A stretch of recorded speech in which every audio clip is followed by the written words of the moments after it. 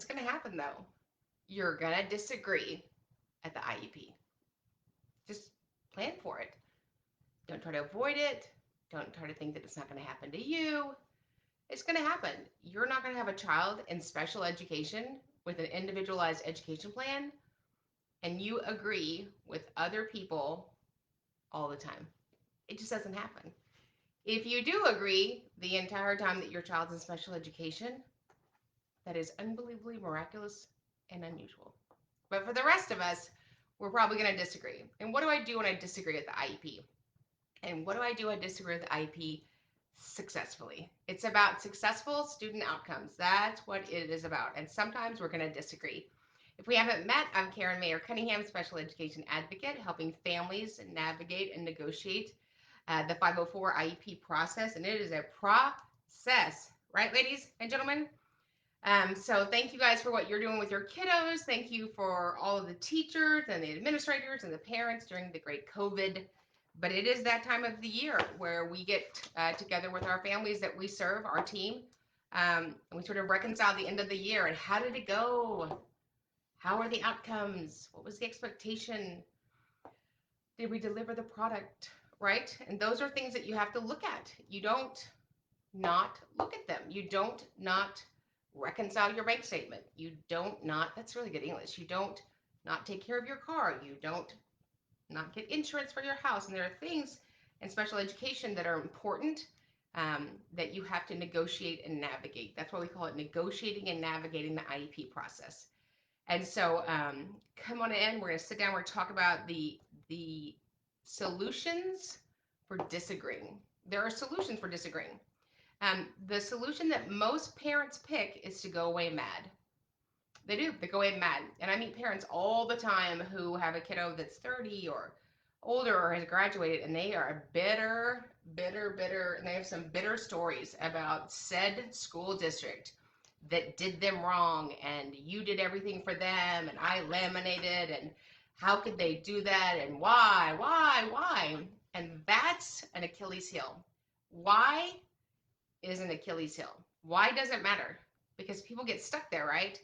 Why would they do that? I mean, I thought they liked kids. Why would they do that to me? And if you're stuck on why, you are not winning. It doesn't matter. It's what I tell you. The why doesn't matter. You know what matters? The what next. Why doesn't matter. If you could figure out the why, you think you could fix it. You're wrong. You have a huge ego. You're wrong. You're never going to figure out the why. And as soon as you think you figure out the why, you have wasted what? Time. Your kid needs your focus. We need to worry about the why we got here. We need to worry about what's next. How do I move forward to help my kid get a successful IEP so we can implement it? If the IEP is not right, I can't expect the implementation of it to be correct. So there are many dispute resolution opportunities. People don't know about them, so we're going to go over them tonight, and then each night after that, we're going to unpack them in detail. My team and I, we use different components of the dispute resolution process at different times based on the need, based on efficacy. That's a big word for effectiveness. Use that at your next meeting. I don't find the efficacy of these supports to be successful. I just have like a few big words. I bust them out once in a while. Like mitigate. I love the word mitigate. I don't really know what it means, but they say it in court a lot. So you want successful student outcomes. We're going to agree and we're going to disagree. This is not show friends. It's show business. It is the business of educating your child with a disability. Anything else, you're wrong. This is a business meeting that you're going to have to negotiate. And if you're not a good negotiator, find somebody that is, because the school is prepared to support their position. The school is prepared to support their decision. They sit in a lot more meetings than you do. They can tell people yes or no and have done it a lot more frequently than you have. And so I would rather come from a place of a good offense than responding. And so my place of a good offense is I come with the what? What do I come with? Oh, data, right? I don't respond to what they say. I'm already prepared to give a reason why my child can be successful in these settings with these supports. So when we disagree, and you're going to disagree, and you'll either disagree or stand up and try to move forward and do something about it, or it will be rottenness to your bones. So don't let that happen. So we have a lot of resolution options. Let's kind of talk about them. So the first resolution option is what? To throw your pen down and walk out, right? No, your first resolution option, if you disagree with the IEP committee, is to talk to somebody other than the IEP committee. And the first person that you want to talk to, if it's successful, is the sheriff. And who's the sheriff? The sheriff's the principal, right? Every campus has a principal, an LEA, SEA administrator, and they make the final decision. Schools are autonomous. They just are. So you have to go to that level first. And in a procedural process, which disputes are procedural, administrative, and then ultimately, if they go before an officer or a mediator, they want to see that you've exhausted your administrative options, right? Yes, I am exhausted, right? Have you exhausted your options? Did you go to yes. And it's a very fine line because you don't, sometimes people overtell, they tell how it made them feel and how it wasn't right. And you have to just get back to the points of disagreement, not how you felt, not what she did, not all that. What are the points of disagreement in the IEP document, the delivery of it, the crafting of it, right? And what was not implemented. It's about the document and benefit for your student. It's not about anything else. So the first thing you can do is talk to the principal. A lot of times I will be in an IEP meeting and it goes what I call left. And it's not that I have to have my way, but I'm pretty prepared. This is what I do. And I almost always sometimes know what I'm talking about. I don't just shoot from the cuff. I don't just go, it's Bob's meeting. I really prepared. And so sometimes in a meeting, I will just say, we want to take a break. I'm the queen of taking a break.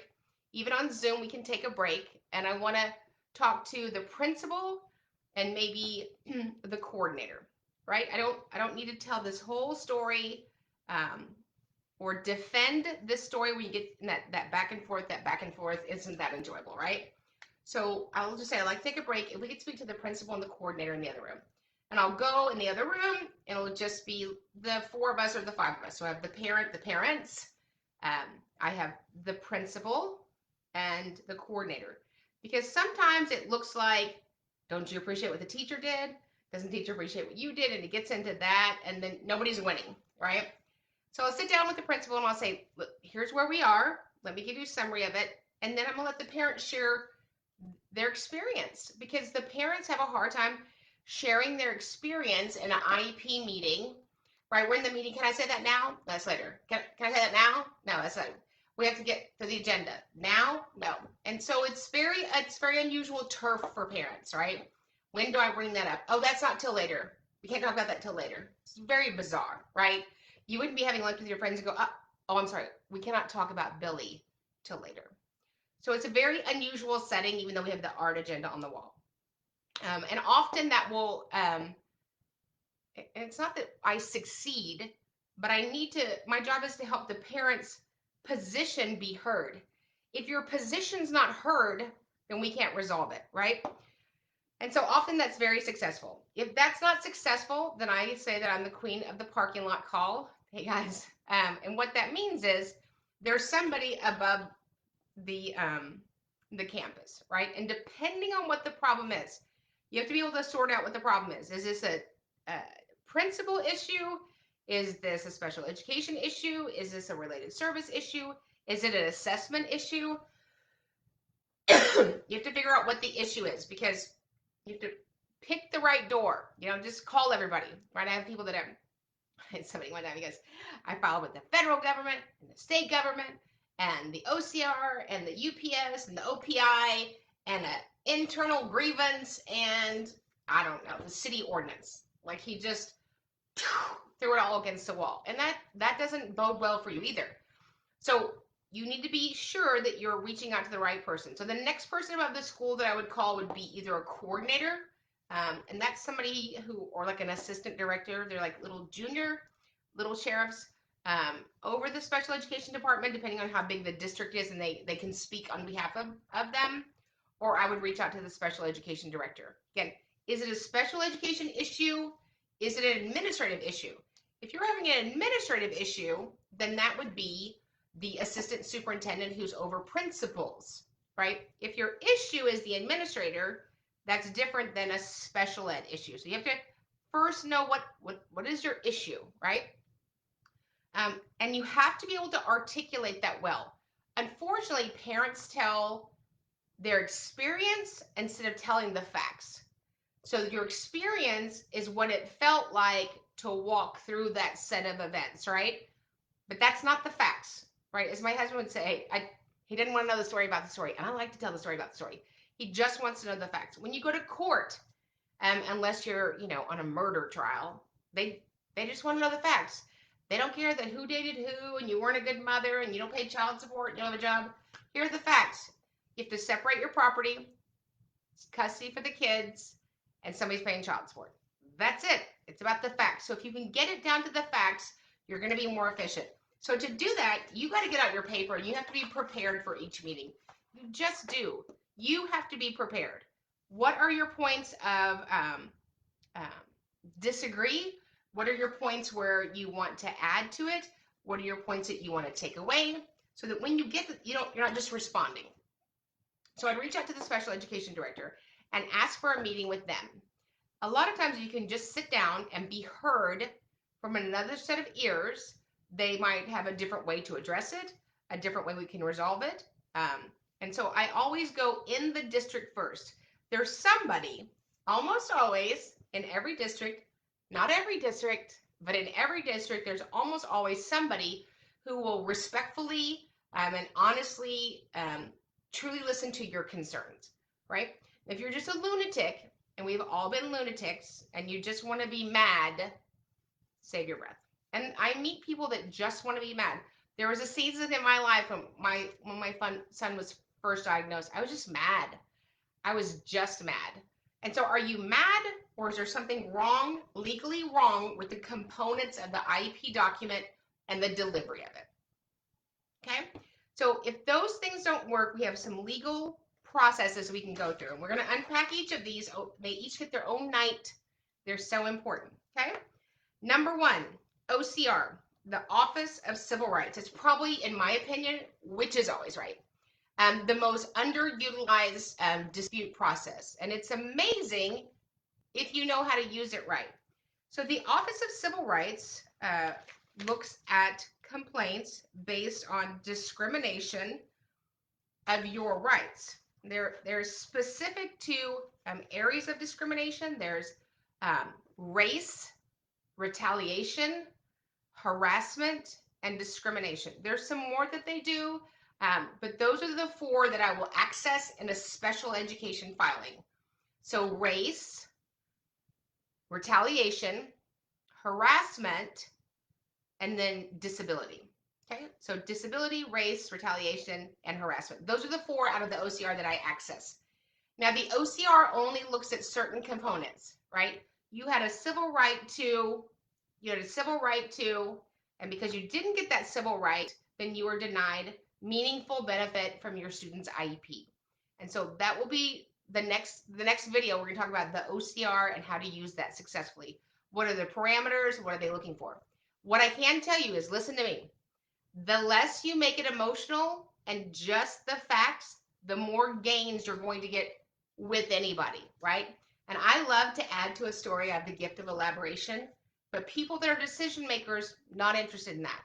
So when you file, whether it's the OCR or any other process we're going to talk about, keep it clean and go back even before your complaint, because any of these you're going to do, you're going to have to submit your complaint, whether it's any of these 6 processes.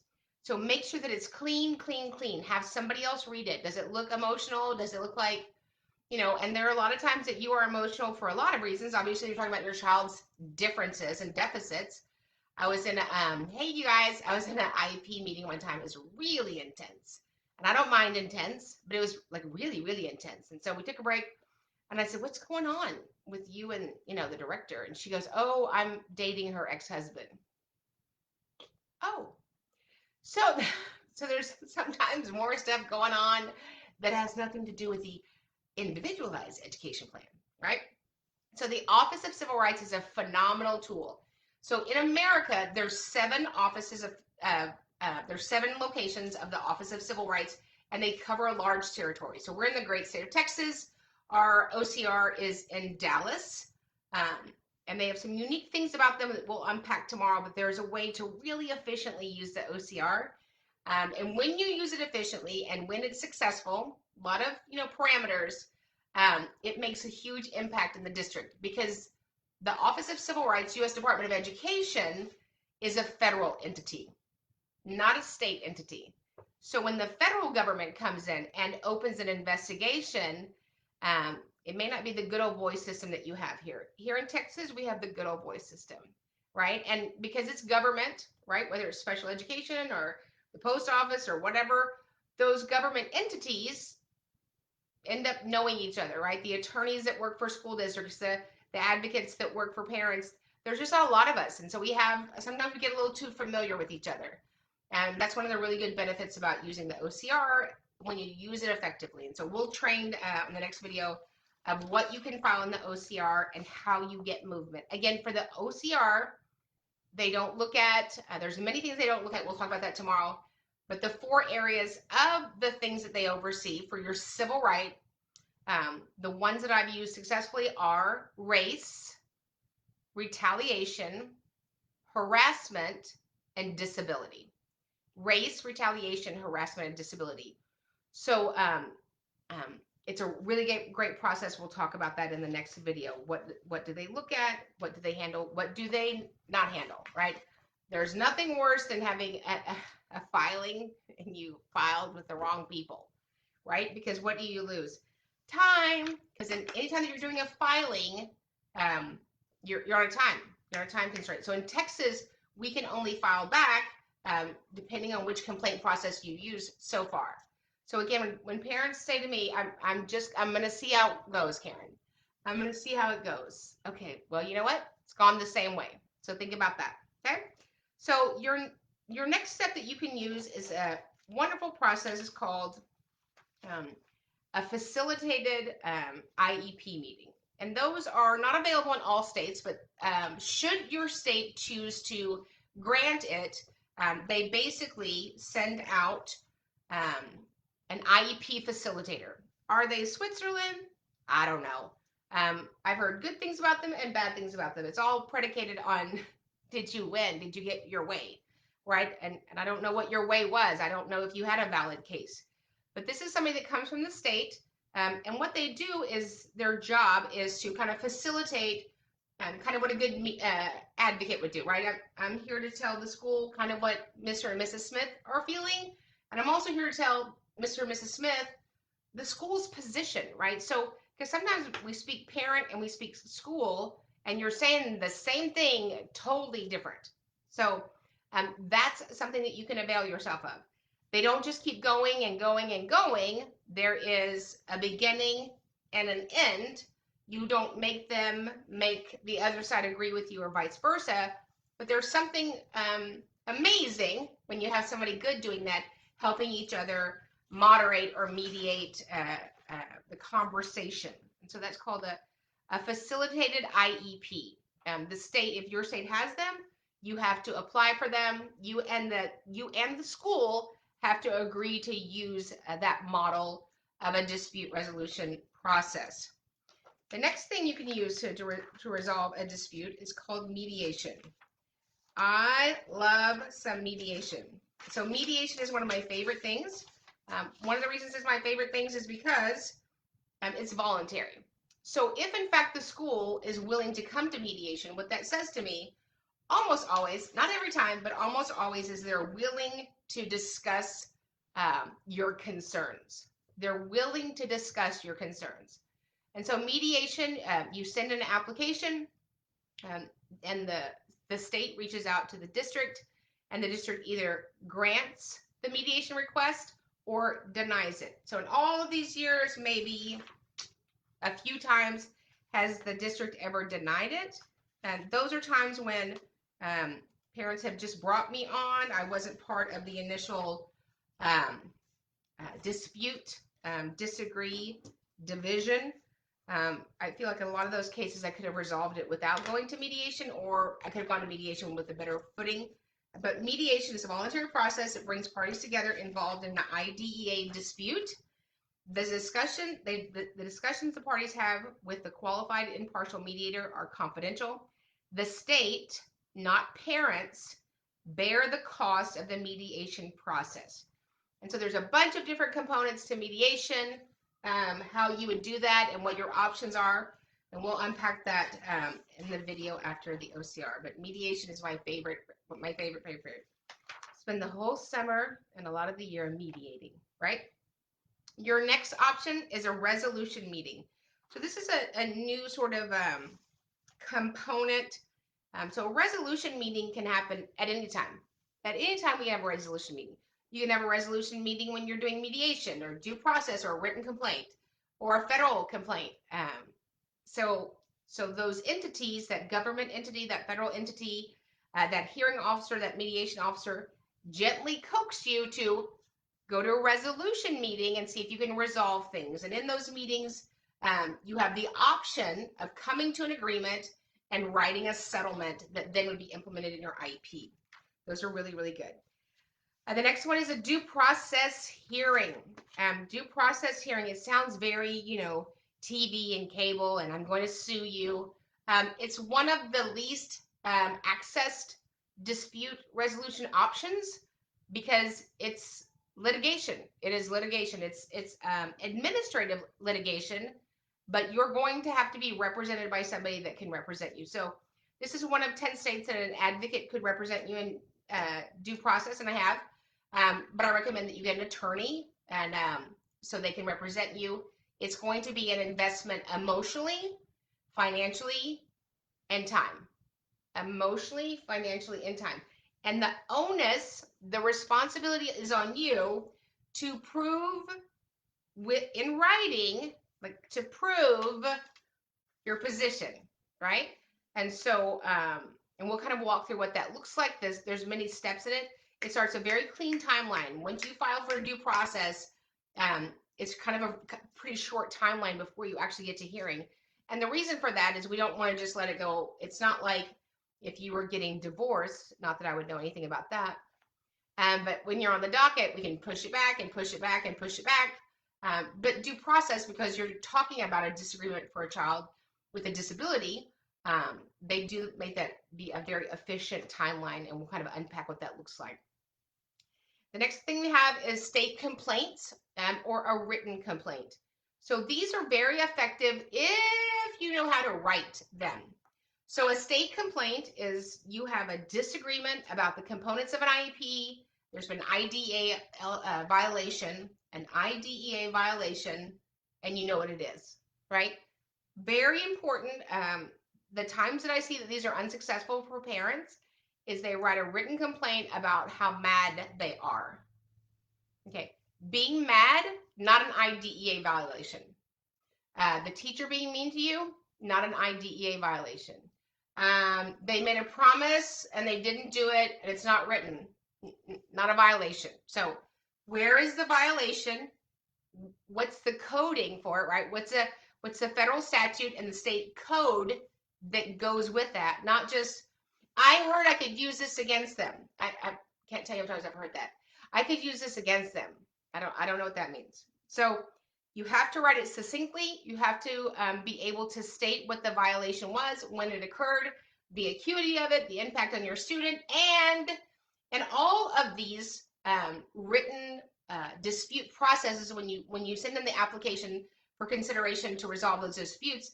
Always at the end of them, they say this: what do you want? Which is what I say to my clients all the time. Our team, we say, what do you want? And sometimes people don't know what they want. Tell me what you want. Tell me what you want, what you really, really want, right? Yes, you can ask questions here. Of course you can ask questions. And so people don't know what they want. Some people are just mad. Some people want them to pay for it, whatever that means. So if you want something that will be what? An educational benefit for your student, then we can talk about those pieces. We can get to resolution. But when you send in a dispute, they're going to want to know, what is your belief? What do you see that would resolve this, right? A check for $100,000, not one of them. The next one is judicial review. So if you have a due process, excuse me, and it goes through due process, and you the state finds in your favor or doesn't find in your favor, either party can appeal it. They can appeal the decision, and then that goes to the state or federal court, and that is an appellate process. So those are all dispute processes that we have. So we have the Office of Civil Rights, we have mediation, we have facilitated IEP meetings, due process hearings, state written complaints, and judicial reviews. Those are so excited. We're going to talk about them. We're going to unpack each of them. They get their own training. They're so important. The worst thing you can do is wait. It just is. The reason these processes are in place is because humans are going to disagree. Of course, humans are going to disagree about a child, right? And of course, they're going to disagree at some point about the effectiveness of what we're doing in either way. And so when you cannot work that out within the school district, you do have those 6 options. And I want you to avail yourself of them. I want you to assume at some point that you'll need one. So you go ahead and learn about them now because they're really important. Because sometimes it's something that you have to access for your kiddo to be successful. And it's about one thing: successful student outcomes, right? What do you do if the school refuses to fix attendance when you've already provided notes from myself and the doctor? Well, that's a good question. I'm not really sure about the impact of the attendance. Are you saying that the attendance is so high that we don't get credit for a class? But if you provide the school the documentation that they required, I've had to file due process and feel it's retaliation. And it could be, again, I don't know the parameters of that. So again, due process would be something very different than retaliation. Retaliation would be an appropriate filing for the Office of Civil Rights, right? You have the right, you have the civil right not to be retaliated because you invoked your rights. Due process is when you believe the components of the IEP document or the delivery of it or the fidelity or the continuity was done effectively within the parameters of the protocols, the expectation, and the good old imaginary best practices, right? So there's a lot when kiddos are missing school for a myriad of reasons, especially when they have a disability. So that's something you have to negotiate and navigate. And that's usually done hopefully effectively inside of the school district, but sometimes you have to use those processes to stop. One of the things that the filings does is it sort of puts a so even though legally the only stay put when you file is a due process, almost always when I file, whether it's a written complaint, Office of Civil Rights, mediation, or due process, just letting the school know, we're going to take a breath here and pause because we filed. Almost always the school is amenable to that. They agree to that. So again, we're going to unpack these. These are really important things. We're going to make sure that you guys know what they are. The Office of Civil Rights, facilitated IEP meetings, written complaints, mediation, due process, all the things so that you guys can be successful when you do disagree and be efficient, right? We don't want to leave blood spatter everywhere. You know, I always say it's better to cut your arm off than chew it off. And so there's a way to do that efficiently and effectively. And your child has the right to those things. Let's see. Somebody else had a question. Yes. Yeah, absolutely. And it's your right. You know, here's how you know it's your right. When you sat down at that meeting, they gave you what? A little packet called your what? Your procedural rights, your procedural safeguards. There are things in place to safeguard your ability to be an effective stakeholder in that process. So, and we're going to unpack that. So you guys have a question, drop it in the queue, send us a message. And we love your emails. If you have a question that you don't want anyone else to see, just send me an email to Karen@specialeducationboss.com. If you want the flyers or the handouts that we've talked about, you can send me an email. I'll get that to you. And remember, when we get it right for the kids, when we get it right for the child, we get it right for everybody. So it's not about me. It's not about you. It's about the child. It's about 3 things: gainful employment, further education, and successful gainful employment, independent living, and further education, right? And so that's what we want. So be ready to use those processes if you have a dispute and know how to use them in a way that's effective. And we're going to train you on that. So we will see you guys in the next video.